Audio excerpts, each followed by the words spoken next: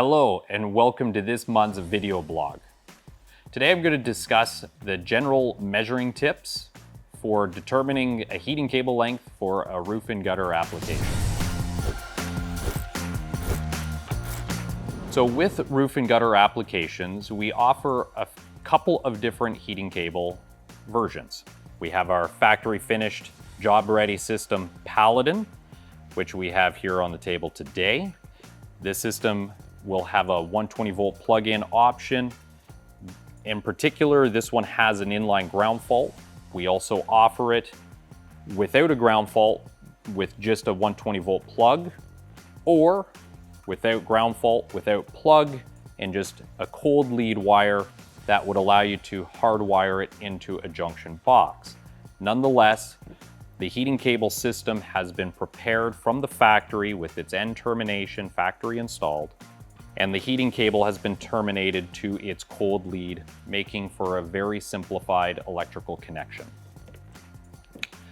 In roof and gutter, we also offer cut-to-length heating cable as well. But the challenging part of any roof and gutter application is determining the length of heating cable that is required. With our Paladin heating cable system, this one here, we refer to this as the install instruction. It comes with the product. Now, I also refer to it as our roof de-icing design guide. And this document is available from our website. As well, you can call us and any of our techs would be happy to email you this document too. But this document will provide you with all the information you require in order to determine what length of heating cable you may need for your particular roof. From this page, we actually have a series of tables. We also have an illustration showing the way the cable would be laid out on the roof. Now, in a serpentine fashion, you're going to need to distinguish what you want to trace the heating cable up the roof. The tracing height is what we call it.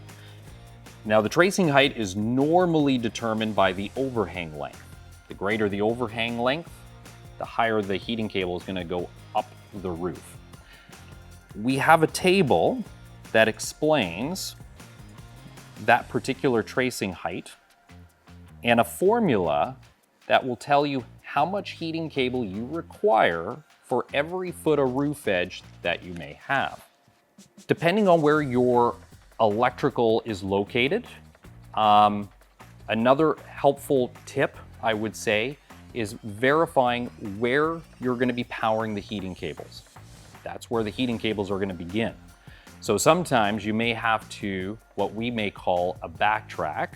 So if you may have a situation where you're running the heating cable maybe through that gutter or along that roof, but realize, oh, I need to get the heating cable over here as well. So you may have to loop the heater to be able to continue into that other direction. You want to make sure you add extra length of cable for that backtrack. And that's what we refer to it as a backtrack.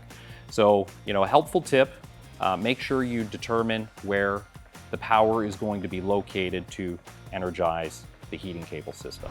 We hope you found this video blog helpful. We will continue to release a new vlog monthly. Be sure to stay up to date by signing up for our newsletter and checking out our social media pages and our YouTube channel. Thank you for watching.